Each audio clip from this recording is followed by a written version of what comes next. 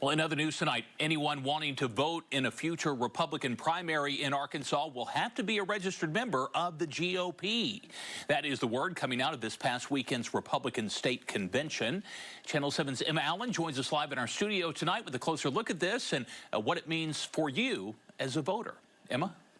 Good evening, Chris. I spoke to the chair of the 2nd Congressional District for the Republican Party of Arkansas, Jennifer Lancaster, who attended the event on Saturday. And she said at these events, delegates from all over the state vote on things like party platform changes, and making the Republican Party closed was one of those changes.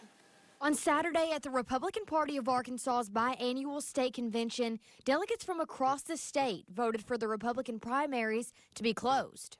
On Saturday, the delegates voted overwhelmingly to close our primaries. And yes, what that means is that in order to vote in a Republican primary, you must be registered as a Republican. So how does this impact you as a voter? Chair of the 2nd Congressional District for the Republican Party of Arkansas, Jennifer Lancaster, said you should reach out to your county clerk.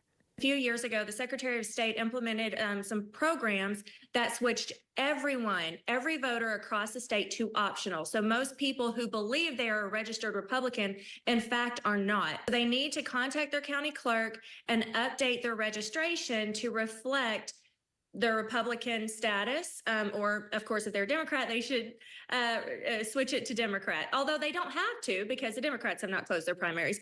Lancaster said there have been questions as to what happens if not everyone receives notice of the change that was made on Saturday. We have same-day registration. So when they go to vote, they can actually update their voter registration that same day. The reason behind the change, Lancaster says, is because of a crossover voting.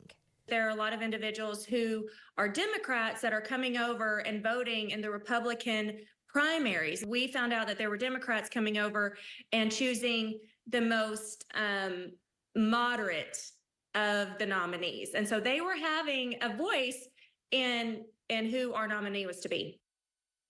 Lancaster said there are some legislators and elected officials, even Republicans, that are frustrated about the change because some of them have benefited from the crossover voting.